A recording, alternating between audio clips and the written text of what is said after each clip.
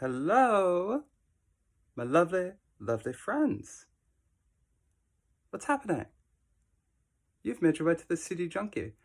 My name is Aiden, and I wanted to take a second to get real with you guys and admit something about myself, something a little secret and very personal. For a number of years, maybe getting close to 30 years now, I have been a fan of the Insane Clown Posse. All of you who think you know me, I'll give that a second. Let it sink in. I'm down with the clowns. I've been rolling with the juggalos since the 90s, since the very beginning. And listen, everybody out there who's getting ready to judge me for being an ICP fan, and I hear you all, especially the ladies.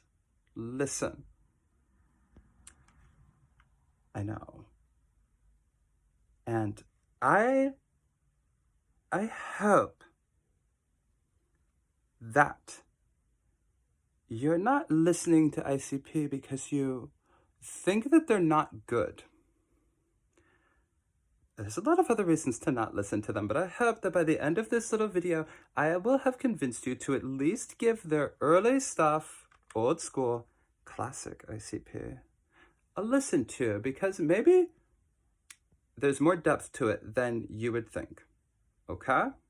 Now, I'm going to start by telling you a quick story. So, when I was a teenager in high school, I had a very good friend who had a cousin who lived in Detroit.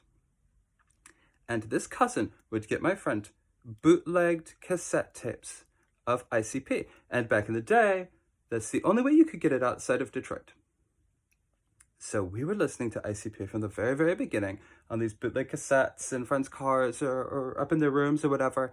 And it wasn't a couple years later they got a wider release and I started buying up the old school stuff on CD. So I've got Ringmaster, I got Riddlebox, I got Terror Wheel, Tunnel of Love, all of the classic old stuff. I've got Forgotten Freshness, Volumes 1 and 2.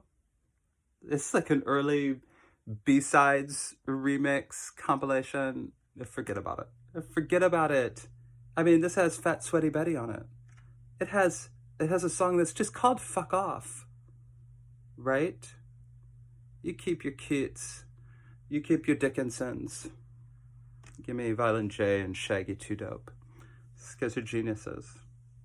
Seriously though, facetiousness aside, if you peel back some of the layers of ICP, get past the ridiculousness, get past the misogyny and the homophobia, there's a deeper layer to ICP that doesn't get spoken about, but is there and is the reason why these guys are not a joke, and they're not a novelty act, and I think it's the secret to why they're still around after all these years. I mean, who'd have thought that these two trailer park boys dressed as clowns and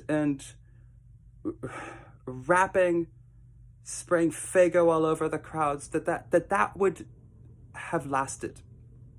But it did, and it's because of these deeper layers. The depth to ICP exists in the fact that beneath all of that is a real narrative about income inequality, class struggle, and in the case of ICP, just outright class warfare, right? That is the overarching narrative, is that these are supernatural beings, that they lead an army that is here to take vengeance on the oppressive ruling classes and the 1%, essentially. And this is in the early 90s. This is decades ahead of that discussion.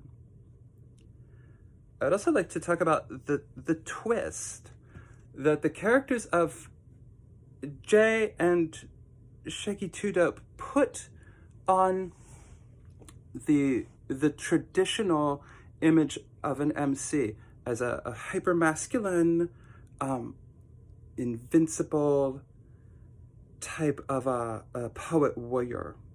You know, your Tupacs, your Dr. Dre's, your Ice-T's, all of those were these straight, tough, desirable, sexually potent, traditional sort of a hero that got theirs, right? Because of how good they were. ICP gets theirs because that's the way it works. In the world of Insane Clown Posse, these two get their asses handed to them constantly. They're always getting stomped, beaten, shot, stabbed, it doesn't matter. But no matter how much their opponents try to kill them, they won't die. They don't die because they can't die. And they get revenge because they were sent for revenge. They were sent to balance the scales. That is a different narrative. That's a deeper narrative. That is not the ego-driven narrative that exists in a lot of male hip-hop. This is a story of the inevitability of the rise of the lower classes and the balancing of the scales. So, there's two ways to listen to ICP, right? You can listen to it the way I did in the 90s. If you want to experience the 90s as a teenage boy and just laugh at the lyrics and the absurdity of it and how these guys are having sex with dead bodies and all of the other things that you may find terribly objectionable now as an adult. Or you can listen to it the way I do now as a 43-year-old woman and hear the deeper message that exists in this music, especially the early stuff. So don't disregard ICP out of hand. Listen to it first, then disregard it. Anyway, I love you guys. Thank you. Thank you for hanging with me. I hope that you have as much fun here as I do, and I hope to see you all again. You're lovely, and I miss you when you're gone. Goodbye.